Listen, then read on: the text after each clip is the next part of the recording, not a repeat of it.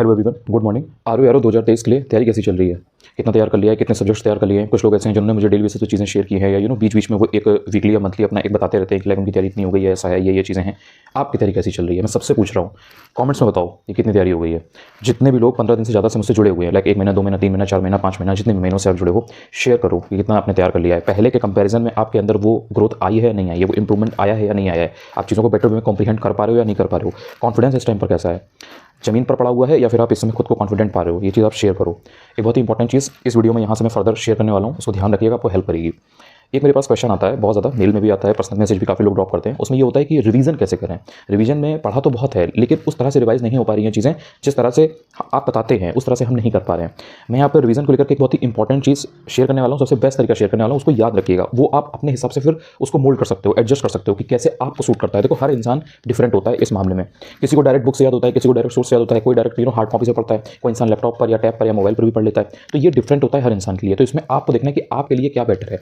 तो चीज़ ये आती है कि रिवीजन में पढ़ा बहुत कुछ है लेकिन भूल रहे हैं। देखिए, एक बात याद रखिएगा, रिवीजन आपका सबसे बेस्ट तब हो पाता है जब आपकी चीज़ें कंसोलिडेटेड होती हैं। कंसोलिडेटेड का मतलब क्या है कि आप एक जगह पर चीज़ों को लेकर के रख पाते हो और उससे फिर तैयार करते हो। देखो, अपने को ये मानो, आप एज्यूम करो कि आपके एग्जाम को एक हफ्ता है, एक हफ्ते बाद आपका एग्जाम है। जैसे अगर मान लीजिए 17 तारीख है तो मान लीजिए आपका 24 तारीख को एग्जाम है, अगले संडे आपका एग्जाम है। तो उसमें आपको जब एक साथ एक दिन में कई सारी चीज़ें रिवाइज करनी होती है। एग्जाम के 8-10 दिन पहले, 15 दिन पहले ऐसा नहीं होता है कि आप दिन में सिर्फ एक सब्जेक्ट लेकर के बैठे हैं या आप बार बार उसको रिवाइज कर रहे हैं। नहीं, उसमें आप मल्टीपल सब्जेक्ट्स को पढ़ते हैं, हिस्ट्री भी पढ़ेंगे, ज्योग्राफी भी पढ़ेंगे, साथ में करंट अफेयर्स भी होगा, हिंदी भी रिवाइज करेंगे। तो जब आप 3-4 चीज़ें पढ़ते हैं तो आपको डिस्ट्रैक्शन बहुत होता है, बहुत भटकाव होता है।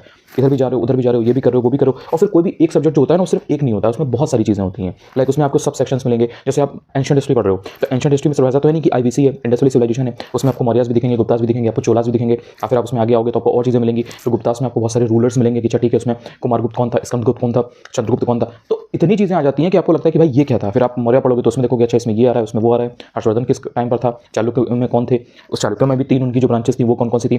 तो इतना कन्फ्यूजन होता है, समझ में नहीं आता है कि भाई कहाँ से रिवाइज करें, क्या करें। तो जिस व्यक्ति ने, जिस कैंडिडेट ने, जिस इंसान ने पहले से अपनी चीज़ों को असेंबल कर रखा होता है, एक जगह होती है, पता होता है कि अच्छा ठीक है ये यहाँ से उठाएंगे, ये यहाँ से रिवाइज हो जाएगा, तो वो बहुत ईजी रहता है उसके लिए, वो भटकाव नहीं होता है। और उससे क्या होता है, आपका कॉन्फिडेंस बढ़ता है। और लास्ट का जो समय होता है, जो आखिरी समय होता है, जो आखिरी के कुछ दिन होते हैं, जैसे 10-12 दिन, 15 दिन, आखिरी का जो 15 दिन का समय होता है, उसमें ये बहुत मैटर करता है कि आपने रिवाइज कितना कर रखा है। आपने देखा होगा, जब भी कभी मैं आपको टेस्ट सीरीज के बारे में बताता हूँ, मैं आपको अक्सर बताता हूँ कि टेस्ट सीरीज के शॉर्ट नोट जरूर बनाना, और पूरे क्वेश्चन का नहीं बनाना है। जो क्वेश्चन गलत हो रहे हैं उनको 2-3 बार पढ़ना। मान लो 25-30 क्वेश्चन गलत हुए आपके टेस्ट पेपर में, तो जो 25-30 क्वेश्चन गलत हुए हैं उनको आपने 2-3 बार जल्दी पढ़ा। फिर उसमें से जो 10-12 क्वेश्चन ऐसे हैं जो आपको लगता है कि एग्जाम के पॉइंट ऑफ व्यू से दोज आर वेरी इंपॉर्टेंट, लेकिन आप गलत कर दोगे, आपको याद नहीं हो रहा है, उसमें डेटा पॉइंट्स इतने ज़्यादा हैं या कॉन्सेप्ट इतना क्रूशियल है कि आपको समझ में नहीं आ रहा है, आपकी समझ के परे है। तो आपने उसको नोट कर लिया। जैसे एक A4 शीट होती है ना, सिर्फ आपने उसके आगे और पीछे बना लिया, बस वो आपका एक टेस्ट का शॉर्ट नोट्स है। और इस तरीके के पास अगर मान लीजिए 10 पेज है तो 10 पेज में 10 टेस्ट हुए, वो आप एग्जाम के पहले आराम से अपनी स्टेपल कर लिया, उनको रिवाइज कर सकते हो, आपके 10 टेस्ट रिवाइज हो गए। This gives you confidence.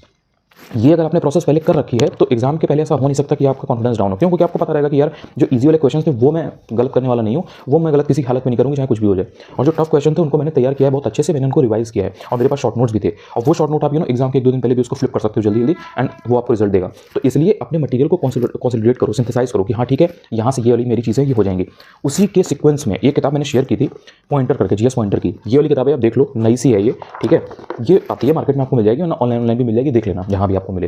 अब इसके कुछ फायदे और नुकसान मैं बता देता हूँ। फायदे भी बताऊंगा, नुकसान भी बताऊंगा। देखो, फायदे इसके ये हैं कि ये जो है किताब, ये घटना चक्र के बल्कि जो कंपाइलेशन आते हैं ना, subject wise, history, geography, polity, economy, science, environment, ये उनका रिप्लेसमेंट नहीं है। बहुत सारे लोग जो होते हैं जिन्होंने अभी हाल में तैयारी शुरू की है तो वो शॉर्टकट लेने की कोशिश करते हैं, तो सोचते हैं कि हम वो ना पढ़ें और ये पढ़ लें, इससे हमारा पेपर निकल जाएगा, इससे हमारा प्रीलिम्स निकल जाएगा। नहीं निकलेगा।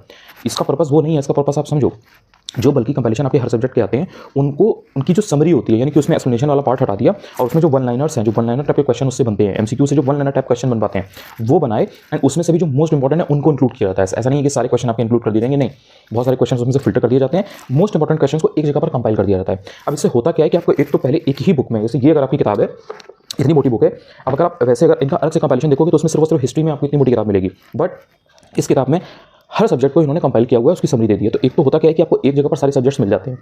मान लीजिए आपने 2 दिन पॉइंटर के लिए निकाले एग्जाम के पहले, तो आपको पता रहता है यार मेरे पास 2 दिन है, मुझे रिवाइज करना है। तो इस बुक को अगर आपने उठाया तो आप history, geography, polity, economy, science, environment, सारे सब्जेक्ट्स एक जगह एक बुक से रिवाइज कर सकते हो। एक इसका ही बहुत बड़ा फायदा है। दूसरी चीज़, वन लाइनर फॉर्मेट में है तो टाइम कम लगता है। देखो, बात के टाइम पर जब आपके एग्जाम के 2 दिन होंगे, 3 दिन, 4 दिन आपके एग्जाम के होंगे, तो जो एक्सप्लेनेशन वाला पार्ट होता है ना, खटांच करके, वो आप रिवाइज नहीं कर पाओगे। करोगे भी तो आपको बहुत ज़्यादा कंफ्यूजन होगा। क्यों? क्योंकि उसमें एक्सप्लेनेशन वाले पार्ट में सपोज अगर 8 लाइन लिखी है, 8 लाइन में से 5 लाइन कम की होती है, 3 लाइन बिल्कुल बेकार होती है, मतलब वो आपके एग्जाम में नहीं आएंगी। बेकार का मतलब क्या है कि वो आपके एग्जाम में नहीं आएंगी, वो एग्जाम के पॉइंट ऑफ व्यू से इंपॉर्टेंट नहीं है। तो एग्जाम के पहले जब आप रिवाइज कर रहे होते हो तो कहीं ना कहीं आपकी जो नजर है, जो आपकी साइड है वो उस पर भी जाती है। तो वो सब भी चीज़ें आप देखते रहते हो, उसमें आपको पता नहीं लगता है, लेकिन अगर आप लगातार 3-4 दिन जैसे लगातार पढ़ रहे हो, रोज 8 घंटे 10 घंटे पढ़ रहे हो, तो कुल मिलाकर के इन टोटल आप कम से कम 3-4 घंटे तो इसी में वेस्ट करते हो कि आप साइड की जो चीज़ें हैं जो एग्जाम में कभी नहीं पूछी जाएंगी वो देख रहे हो, बर्थ ईयर देख रहे हो, या उनके जो फादर हैं उनका बर्थ ईयर देख रहे हो, उनकी जो वाइफ है आप उनका ईयर देख रहे हो कि अच्छा ठीक है उनका क्या नाम था, वो सब चीज़ें नहीं आती हैं, लेकिन आप वो भी देख रहे हो। तो ये सारी चीज़ें होती हैं, तो आपका जो मटीरियल होता है ना वो फिल्टर्ड नहीं होता है, तो उसमें बहुत टाइम जाता है। तो इसलिए इस तरीके के कंपैरिजन से, इस वाले कंपैरिजन से आपको क्या हेल्प मिल सकती है कि आपने पहले घटना चक्र को पढ़ लिया, जो बल्कि वाले कंपैरिजन है आपने उनको पढ़ लिया, उनका एक्सप्लेनेशन पढ़ लिया, एक्सप्लेनेशन आपको बिल्कुल अच्छे से आता है। जैसे अगर आपसे कोई अकबर के बारे में बात करे, बाबर के बारे में बात करे, आपसे कोई हुमायूं के बारे में बात करे, शेरशाह के बारे में बात करे, तो उनकी जो मेन चीज़ें हैं उनके बारे में आप जानते हो कि उन्होंने अपनी लाइफ में क्या काम किया, क्या काम नहीं किया। या जैसे अगर आप कृष्णदेवराय के बारे में बात करो तो उनके बारे में आपको मालूम है कि ठीक है उनकी जो डिपार्टमेंट था उसमें कौन कौन से लोग थे, उनके टाइम पे कौन कौन से ट्रैवलर आए थे, उनकी क्या क्या खास चीज़ें थी, ये सब आपको मालूम है। लेकिन एकदम से जो कोई रैंडम फैक्ट है वैसे वो आपको नहीं मालूम है, तो आपने अगर वो देख लिया तो बाकी की चीज़ें इंटरकनेक्टेड होती हैं, इंटर रिलेटेड होती हैं, तो आप उनको मिक्स कर पाते हो कि ठीक है अच्छा ये मैंने पढ़ा था इसके साथ ये भी था, ये चीज़ होती है। लेकिन तब जब आपने पहले से ढंग से पढ़ा है तो इस किताब से आपको रिवीजन में हेल्प मिलती है। तो इसको कहीं से भी, तो इसमें ये किताब किन लोगों को लेनी चाहिए कि उनको फायदा होगा। देखिए जिन लोगों ने ऑलरेडी घटना चक्र के बल्कि कंपैरिजन्स को कर लिया है, मतलब उनको कॉन्फिडेंस है कि हम इसको 2-3 बार 4 बार पढ़ चुके हैं, उनको तो ये बुक डेफिनेटली करनी चाहिए, बहुत हेल्प मिलेगी उन्हें, क्योंकि वहाँ पर उन्होंने चीज़ों को कर रखा है, यहाँ पर इसके थ्रू चीज़ों को कंसोलिडेट कर पाएंगे। जिन लोगों ने अभी अपने घटना चक्र के कंपैरिजन को कंप्लीट नहीं किया है, पहले वो उसको ढंग से पढ़ें, लेकिन इसके लिए टाइम अलग से निकाल के रखें कि ठीक है मेरे वो बल्कि कंपैरिजन जब हो जाएंगे, उसकी 2-3-4 रीडिंग मेरी हो जाएंगी, एक्सप्लेनेशन पार्ट मेरा तैयार हो जाएगा, जो भी उसके सॉल्यूशन है उसमें मैं कायदे से चीज़ों को समझ पाऊंगी, तब फिर ये किताब आपको लेनी चाहिए। टाइम आपको रखना है इसके लिए, इसमें इसीलिए मैं आपको ये चीज़ पहले से आज फिर से शेयर कर रहा हूँ, मैंने एक बार आपको बहुत पहले बता ही दिया था। और जो लोग ऐसे हैं जिन्होंने बिल्कुल पढ़ाई नहीं है घटना चक्र के कंपाइलेशन को, वो फिर अब ना पढ़ें, क्योंकि अब उनके पास पढ़ने का समय नहीं है। अब वो यहाँ से अगर वो पढ़ेंगे तो फिर वो ये नहीं पढ़ पाएंगे, उनके लिए फिर और कोई ऑप्शन नहीं है। उन्होंने जहाँ से जो चीज़ पढ़ रखी है उस पर भरोसा करें। ये बहुत इंपॉर्टेंट है कि जो आपने पढ़ा है, जैसे पढ़ा है, किसी कुछ के नोट्स पढ़े हैं, कहीं आपने कोई स्टैंडर्ड बुक्स पढ़ी हैं, आपने कहीं से भी कुछ भी पढ़ा है, इट डजंट मैटर कैसे पढ़ा है, कितना याद रखते हो, दैट मैटर्स। तो ये बुक फिर आप ले सकते हो। और इसमें क्या है कि आपको टारगेट बनाने के लिए एंशिएंट हिस्ट्री है या मेडिवल हिस्ट्री है या मॉडर्न हिस्ट्री है, तो टारगेट बनाओ कि यार मुझे 3 दिन में मॉडर्न हिस्ट्री करनी है। तो सपोज आपको 30 पेज मिले, तो 30 पेज मिले तो उसको जल्दी 3 दिन में अच्छे से 2 बार रिवाइज करके अच्छे से पढ़ लो। तो ये होता है एक तरीका जिससे आप अपनी चीज़ों को एफिशिएंट वे में कर सकते हो। अदरवाइज तो फिर आपके पास टाइम बहुत लिमिटेड है, आपके पास मोटे क्या हार्डली 50 दिन बचे हैं। तो 50 दिन में अगर आपने चीज़ों को प्लान नहीं कर रखा है एंड उस प्लानिंग को एग्जीक्यूट नहीं कर रहे हो, सिर्फ प्लानिंग से भी मतलब नहीं, एग्जीक्यूट नहीं कर रहे हो, तो फिर आपको रिजल्ट नहीं मिलेगा। और भूलने का वही है, देखो जब आप बहुत ज़्यादा पढ़ते हो तो बहुत ज़्यादा कंफ्यूजन होता है, क्योंकि आपके दिमाग में बहुत ज़्यादा चीज़ें हैं ना प्रोसेस करने के लिए। तो प्रोसेस करने के लिए थोड़ा सा तो समय दो। लाइक अगर आपके पास 1 हफ्ते और 1 हफ्ते में आपने बहुत कुछ पढ़ लिया तो फिर आपके दिमाग में ऑब्वियसली कंफ्यूजन होगा। तो क्या पहले से साल भर से तो नहीं पढ़ रहे थे आप, इधर बीच लाइक 2-3 महीने से या 1 महीने से 15 दिन से फोकस में आए हो। तो आपको ये ध्यान रखना है कि थोड़ा सा दिमाग को ब्रेक भी चाहिए। डेली आप सोच लो कि बाद के जो 1 हफ्ता है, 10 दिन है, 15 दिन है, उसमें हम 15 घंटे पढ़ लेंगे, अभी मैं नहीं पढ़ूंगा, अभी मैं अभी मुझसे पढ़ाई नहीं हो रही है, कोई बात नहीं, बाद में मैं कर लूँगा। बात कुछ नहीं होता। सबसे बेस्ट तरीका ये होता है डेली करो, भले 4 घंटे करो, 6 घंटे करो, 8 घंटे करो, डेली करो। एग्जाम के पास जो 1 हफ्ता है उसमें 10 घंटे 12 घंटे दे देना, लेकिन डेली करो, गैप नहीं।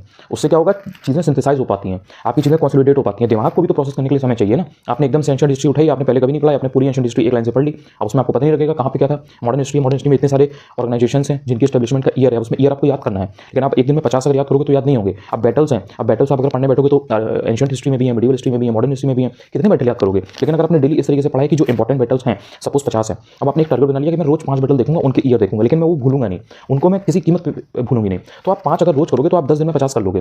5 करोगे रोज तो 10 दिन में कितने, 10 10 × 5 50, तो आप 50 कर लोगे। अब ये 50 आपने तैयार भी कर लिया और आपको पता भी नहीं लगा। ये होता है एक सिस्टमेटिक वे में पढ़ना, ऑर्गेनाइज्ड वे में पढ़ना। बाकी तो फिर आप एक दिन में कुछ भी करोगे तो फिर वो सारी चीज़ें हेयर एंड देयर होती रहेंगी। आई होप आपको थोड़ा सा आइडिया लगेगा। एंड अब इस चीज़ को लेकर के बिल्कुल भी कंफ्यूज मत होना कि लाइक वो वाली छोड़ दें, ये कर लें, ये वाली कर लें, वो छोड़ दें। नहीं, ये सब नहीं, आपके ऊपर डिपेंड करता है। मैं आपको एक जिपन दे सकता हूँ, मैं आपको बता सकता हूँ कि भाई देखो ये तरीका है, अब उस तरीके को यूटिलाइज कैसे करना है, चलाना कैसे है, वो बता दिया। लेकिन अब आपको चलाना तो खुद ही पड़ेगा ना। अब ये नहीं होगा कि अब कि मैं आपको पूरा उसको भी, ये चीज़ आपको समझनी पड़ेगी। तो अपने हिसाब से देखो कि आप कहाँ हो, इसीलिए मैंने पूछा हुआ है इलाज बताओ कि आपकी तैयारी कहाँ है, कैसे क्या, सो दैट मैं और कुछ चीज़ें शेयर कर सकता हूँ इस टाइम पर, क्योंकि यहाँ से जो चीज़ें मैं शेयर करूँगा वो आप फिर इंप्लीमेंट कर पाओगे, एग्जीक्यूट कर पाओगे, वरना लेट हो जाएगा। Thank you so much. अगर पहली बार ये वीडियो देख रहे हो, चैनल पर पहली बार आए हो, चाहो तो चैनल को सब्सक्राइब भी कर सकते हो। और अगर अभी तक टेलीग्राम चैनल ज्वाइन नहीं कर रखा है, चाहो तो टेलीग्राम भी ज्वाइन कर सकते हो। अनुज चतुर्वेदी UPPSC मेरा टेलीग्राम का लिंक है, आप सर्च करोगे आराम से आपको चैनल मिल जाएगा। Thank you so much.